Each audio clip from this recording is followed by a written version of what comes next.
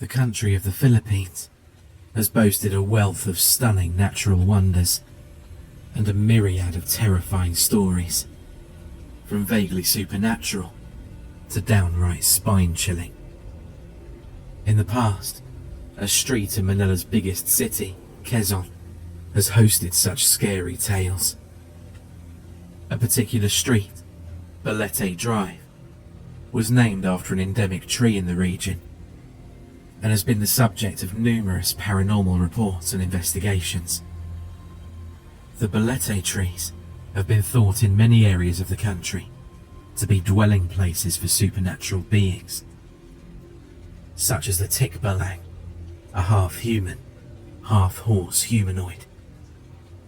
In some places, sorcery rituals are known to be performed inside the chambers formed by the tree. Also, among others, some superstitious folks suggest not bringing in Balete as decorative plants inside a house, as they allegedly invite ghosts. In the past, Balete Drive, an undivided 2-lane street and the main thoroughfare of New Manila, was lined with large Balete trees that darkened the area considerably and made it appear frightening to some Manila residents. The following story was recounted to me by an old acquaintance of my father, a fellow cab driver who used to transport people to other parts of the metro.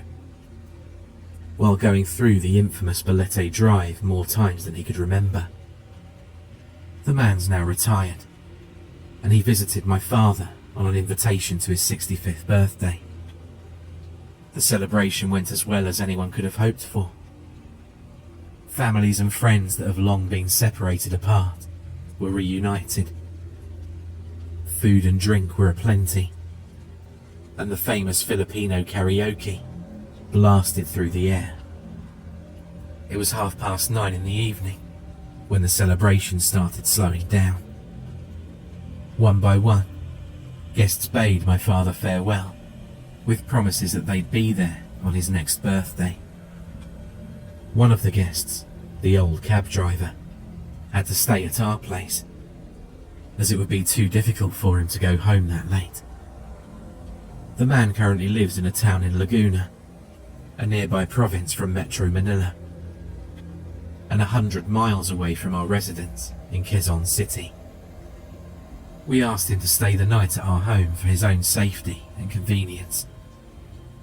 After a series of overly dramatic convincing from my father, the man relented and decided to stay.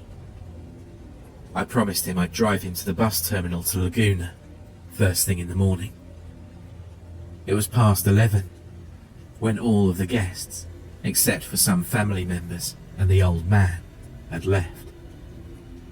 The celebration, however, did not entirely end, as my father, the old man, and I decided to sit and pour ourselves some more liquor.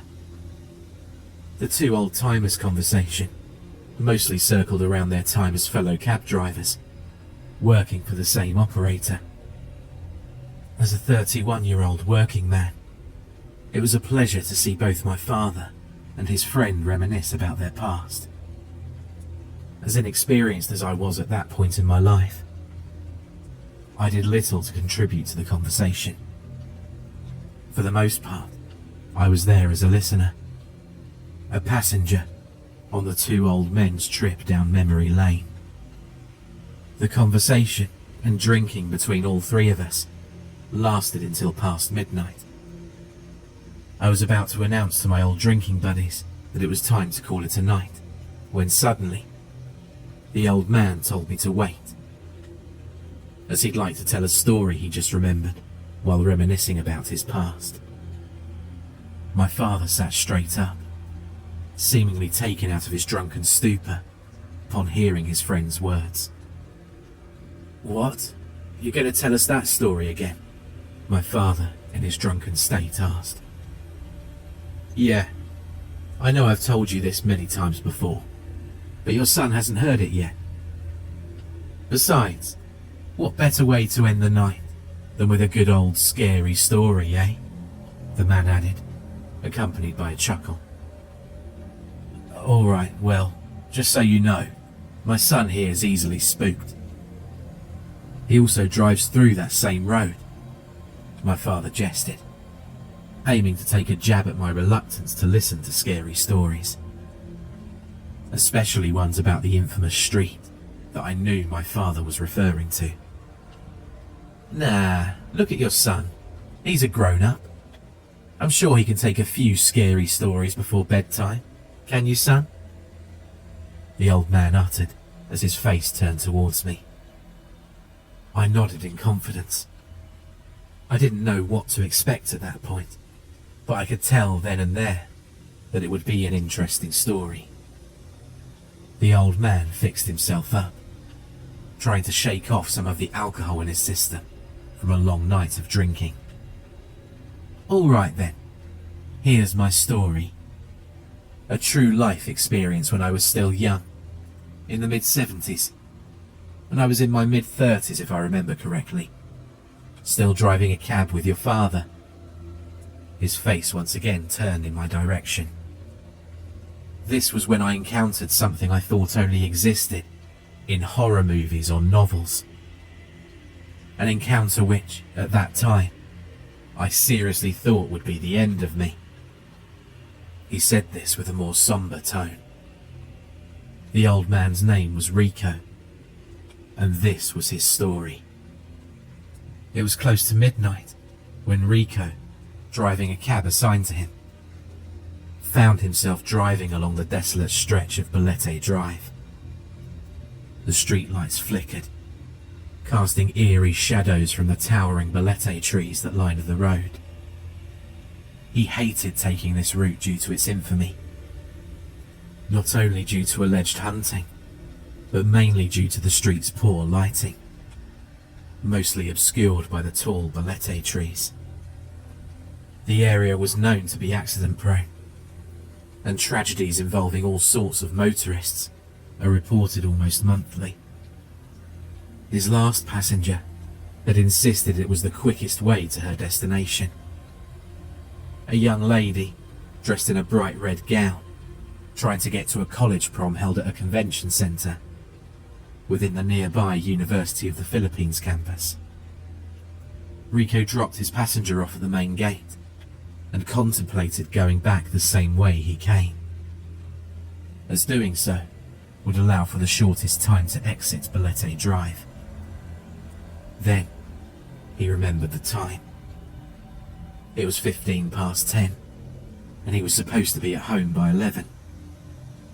While his working hours typically lasted until the wee hours, he wanted to get home early and get to bed for the rest of the night.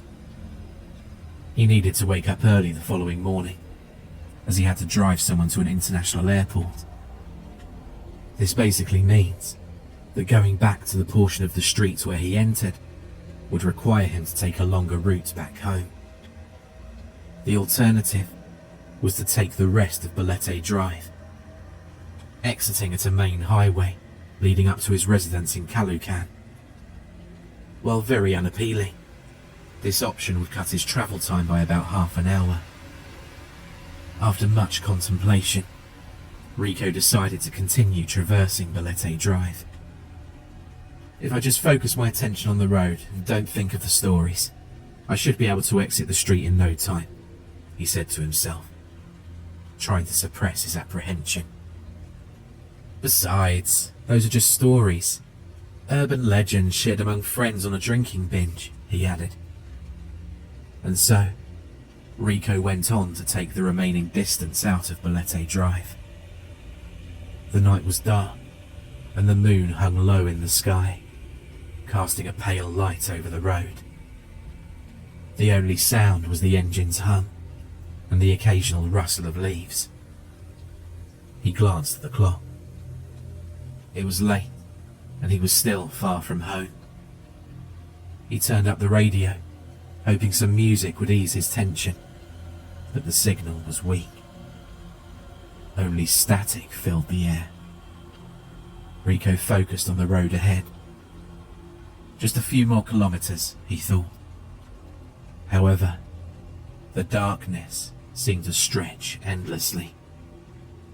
Each turn brought unexpected bumps and shadows. He tried to keep his mind on the driving, but strange shapes flickered at the edge of his vision. Just my imagination, he muttered to himself.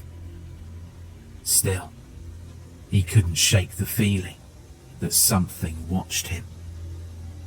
Every so often, he'd catch a glimpse of movement in the trees. A stray dog, a cat, perhaps some college students that were up to no good. Rico shook his head, trying to dispel the creeping unease. As he turned onto a curve suddenly, his headlights caught something. On the side of the road stood a figure, a woman in a white dress, her hair long and tangled. She looked lost and afraid, and Rico's heart raced. Should I help her? He thought. But the road was dark, and his instincts told him to keep driving. Rico hesitated, but eventually slowed down. A potential passenger this late at night was rare, and fares had been scarce all day. Where to, ma'am? Rico asked, rolling down the window slightly. The woman didn't respond. She simply opened the back door and slid into the seat behind him. Her movements were slow, and Rico couldn't help but notice how cold the air suddenly felt. Balintawak, she whispered, her voice barely audible. Rico nodded and began driving, trying to ignore the strange chill creeping up his spine. The road was eerily quiet, save for the hum of his engine. He glanced in the rearview mirror, hoping to catch a clearer look at his passenger. Where exactly in Balintawak would you like me to take you, miss? He asked, but she only stared ahead. The road twisted and turned beneath him, and the night seemed to grow darker. His mind raced. Was this a good decision? Should he have driven away? Then, out of the corner of his eye, he saw something alarming in the mirror. Behind them, the shadows seemed to grow larger and darker, and an unshakable feeling of dread washed over him. He pressed the gas pedal, desperate to escape the growing fear. Rico's heart was now racing. A million thoughts ran through his mind.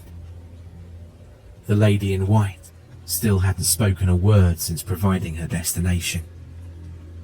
At this point, he decided to look in the rearview mirror to check on her once again. But what he saw froze him to the core. The woman's face was a blank void. No eyes, no nose, no mouth. Just an empty, pale surface where her features should have been. Panic gripped him. He tried to focus on the road, but the rearview mirror seemed to pull his gaze back. The woman's head was now tilted slightly, as if she was staring directly at him, though she had no eyes to do so. He slammed on the brakes. "Man, please, you need to get out," he shouted, his voice trembling. The woman didn't move. Instead, she leaned forward, and he felt her cold breath against his ear. "Why are you afraid?" she whispered. "You picked me up, didn't you?" The woman's words were accompanied by a chilling mist that penetrated through Rico's body. This was his breaking point. He stopped the cab right in the middle of the road and turned to the woman in the back seat, wanting to tell her to get out of the vehicle right away. But as he turns, the woman vanishes from the car, nowhere to be found. He was at a loss for words. Was he just imagining things? Was there really a woman a few minutes ago inside the vehicle? Am I finally losing it? was Rico's final thought. With the woman no longer inside the vehicle, Rico started the vehicle's engine again and continued to drive down the empty road. His knuckles turned white while he tightly gripped the steering wheel. He glanced at the dashboard and he saw he was clocking in at more than 100 kilometers per hour, twice the speed limit. He couldn't care less at this point. His only thoughts were to get out of the accursed Belette drive as soon as possible. Then, after a few minutes of driving at a dangerous speed, he realized something. Where the hell's the exit? He thought. This road seems to never end. I've driven through this same road during the day, and I don't remember this road being this long. He was muttering to himself in a desperate attempt to make sense of what was happening. He glanced at the clock. Time was passing, yet he hadn't reached the exit. Almost an hour had passed, and he was still driving along Belette Drive. This can't be real, he once again muttered to himself. I'll run out of gas soon. There's no way I'm stopping on this road. I'll stay inside the car and spend the rest of the night if I have to. After more than an hour had passed, he saw what appeared to be light in the distance. A small light flickering through his windshield. Hope surged through him. He sped towards it, hoping he was finally nearing the exit. But as he got closer, the light vanished, leaving only darkness behind. Rico looked around. The trees now seemed to close in on him, and he felt trapped. Please, what the hell's going on? He asked to no one, his voice trembling. He was growing desperate and more terrified at that point. Terrified that he may never be able to reach the exit. Am I dead? Did that woman actually kill me? And now I'm just another ghost driving along this forsaken road on an endless journey to escape. Is this the afterlife? Am I in limbo? A series of thoughts flooded his mind, with each one drawing him closer to a somber but likely conclusion. In Rico's mind, he might as well no longer be in the world of the living, as there was no making sense of the events that had just unfolded. Another half an hour passed, and he was getting tired of the endless driving. He was so tired that he even considered stopping in the middle of the road and accepting his fate. No, I'm not going down without a fight. I still have my hunting knife tucked in under my seat. This was Rico's last flicker of resolve. While trying to find the hunting knife that was gifted to him by a friend in the army. Previously, it had given him the confidence to fight off any potential robbers during his night shift. That same knife was giving him hope to, at the very least, have something to fight whatever malevolent entity had been causing him such torment.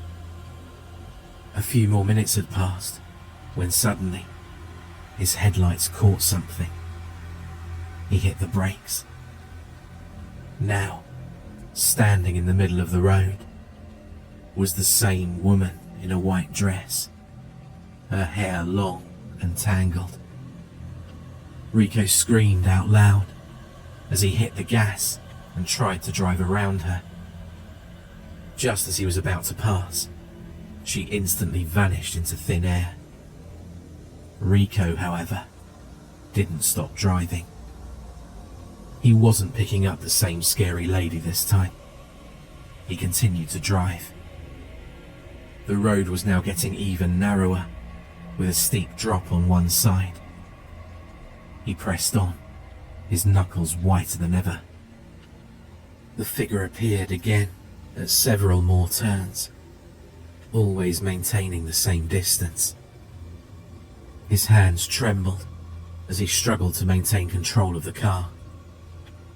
The road was becoming increasingly treacherous, with potholes and loose gravel making driving a challenge. His heart pounded in his chest, and beads of sweat trickled down his temples. He didn't remember the road being this rough, but this didn't matter much to him.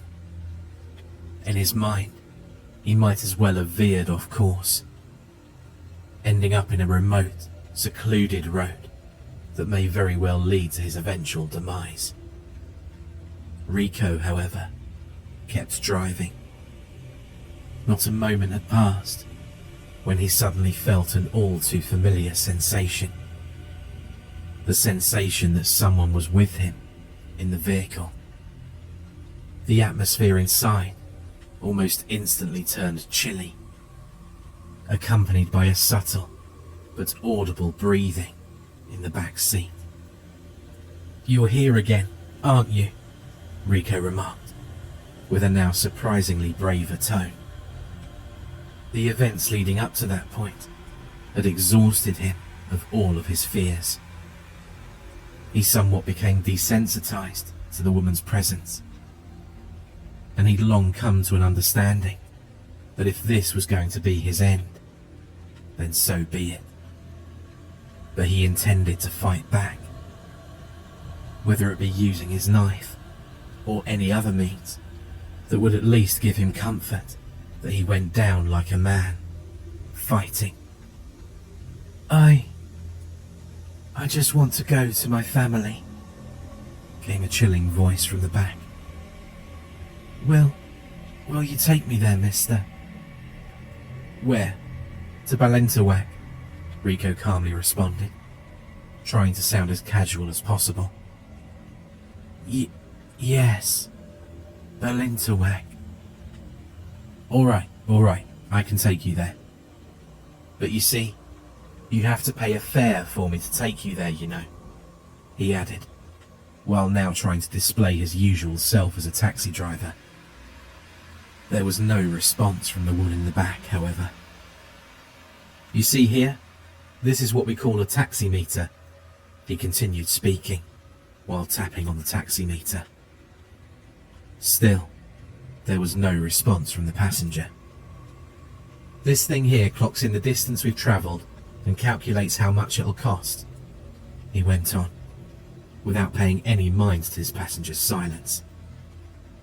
"From my estimate, the total fare from here to Balintawak should cost you around 500 peso. Rico's sentence was cut short by a new development. The woman, who'd been silent the whole time he was talking, all of a sudden grabbed his right hand with a grip so tight that it almost restricted blood flow to the rest of his arm.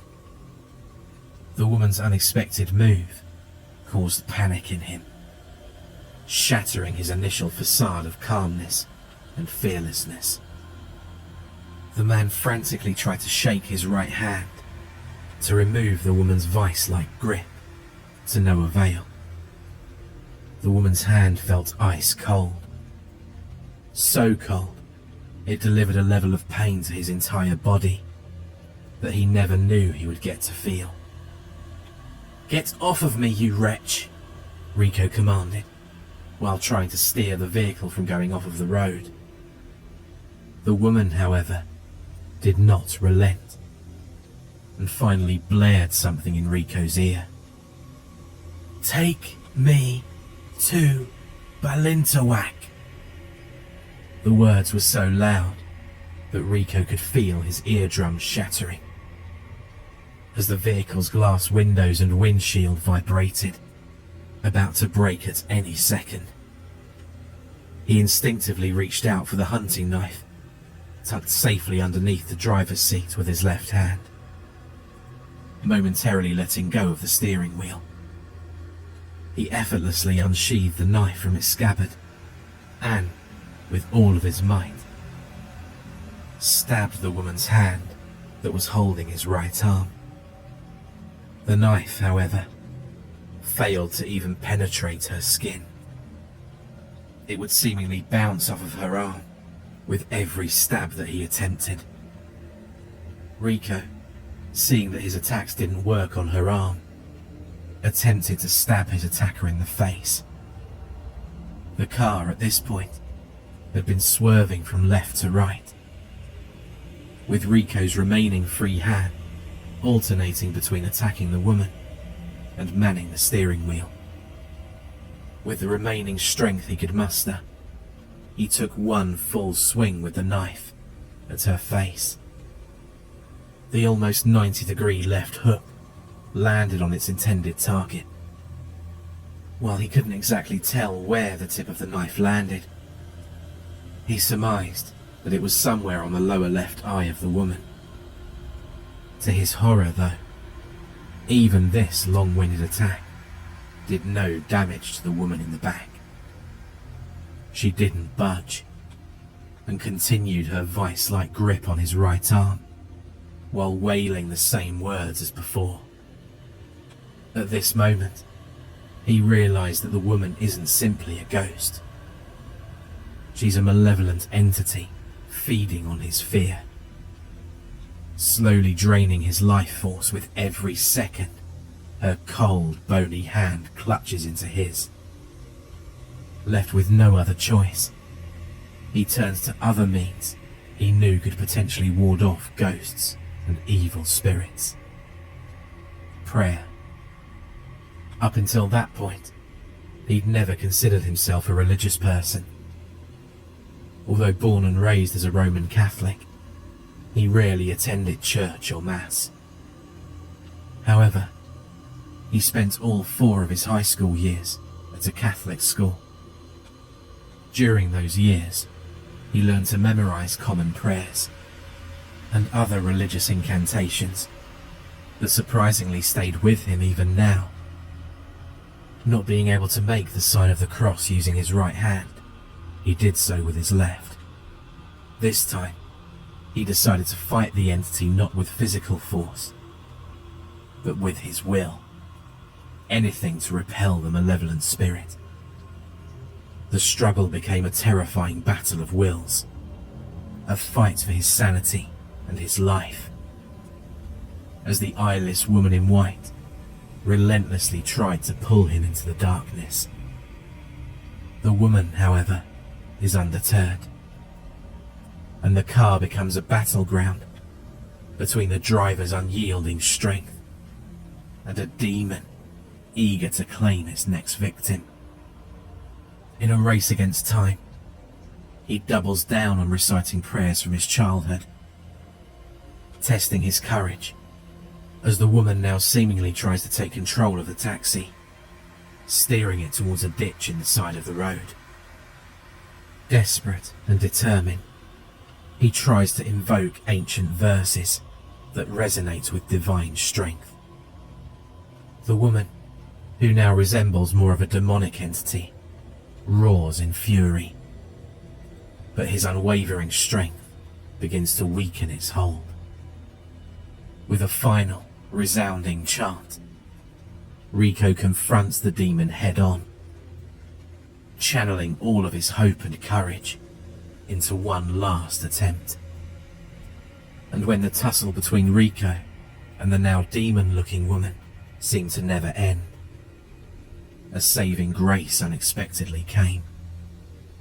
A beam of light from a semi's headlight illuminated the vehicle. This instant illumination momentarily distracted him from his ordeal. For a moment, time seemed to freeze. He couldn't believe what he was seeing. A truck driven by a live human being. At this point, he didn't even notice that his taxi had ceased to move.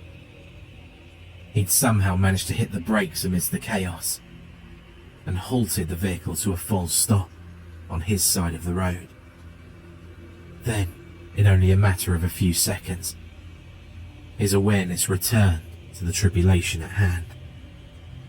The demon was gone. She'd somehow disappeared when the lights hit the vehicle. Not wanting to let his guard down, and not fully believing his torment was finally over, Rico spun around the vehicle, trying to find any trace of the woman in a white dress. Finally, after what felt like hours of thoroughly checking the vehicle and the surroundings, he leaned back in the driver's seat and exhaled a deep sigh of relief. His heart was still pounding at an exhilarating speed, and the pain in his right arm from the woman's grip still persisted. But he knew that this time he was saved. He took another few minutes to catch his breath before starting the ignition, and with visibly shaking hands, grabbed the steering wheel and continued to drive along Belete Drive. Not long after, a green metal sign perched atop a metal pole had a sign that read, "You're now exiting Belete Drive." He almost broke into tears upon reading the sign. "I made it! I survived!" he exhaled to himself with clenched fists, pounding the steering wheel for a triumphant victory. Rico made it home at 2 a.m. Needless to say, he didn't get any sleep, and ended up picking up his passenger an hour earlier than agreed. The ordeal left a deep mark on Rico's life. He actively avoids Belete Drive during his shift, and if the situation really needs him to, he makes sure to drive along the road during the day. Nowadays, Rico enjoys the retired life with his family in Laguna. "Well, what can you say, kid? Wasn't that a great scary story I just told?" Rico went on to ask, while gently slapping my left arm. "Yeah, it was a cool story. I'm glad you made it out alive," I responded with an audible chuckle, signalling that while I enjoyed it, I was unsure of how true it was. Rico caught on to my sarcasm and showed me his right arm. "Tell me, son, what do you see?" he asked. I looked at him, unsure of what he wanted me to see, but I squinted at his right arm. The old man's skin has turned dull and wrinkled due to his old age, but upon careful inspection, I swear I could see a print, a handprint that, although subtle, had a clear outline of human fingers attached to a palm. "Is that what I think it is?" was all I could say. "Yes, kid, it's exactly what you think it is," he responded. I could only look at the old man with apparent disbelief at that point. Are we done?" Our conversation was interrupted by my father, who'd just woken up from a nap. Unbeknownst to us, my old man fell asleep shortly after Rico started recounting his experience. My father had already heard the same story from his friend more times than he could count, and he surely wouldn't mind not hearing it another time. "Yeah, I think we're done here. I'm already way past my bedtime as it is," he gestured with an audible laugh. The two old men went to bed at around 1 a.m. He'd recounted that story for almost an hour. I stayed awake for a few minutes in order to clean the table where we'd had our little soiree. The next morning, I made good on my promise and drove Rico to the bus station. In tow was my father riding next to me. After telling his scary story, Rico and I had somewhat developed a bond, and he requested to be seated in the passenger seat next to me. Along the way, the old man and my father continued their conversation, reminiscing about the past. He occasionally spills out silly secrets from my father's past life, all in good fun. After 45 minutes of driving, we arrived at the bus station. We finally bade Rico goodbye, and my father and I drove back home shortly after. Every now and then, I remember Rico's story about his encounter, with the woman in white and the long, empty, unending road. I'd contemplate whether to believe the old man's story was true each time. While his story may be just one of the many fabricated tales and creepy stories about Belette Drive, I could also tell that he wasn't lying when he recounted his experience. While ultimately, I can't say I believe his story, on the other hand, I do think that the old man fully believes that his encounter was real. I'd always be reminded of the old man's story every time I happen to drive by the same road. I may not admit it, but as a precaution, I always avoid driving through the road late at night, lest I encounter the woman in white of Belette Drive.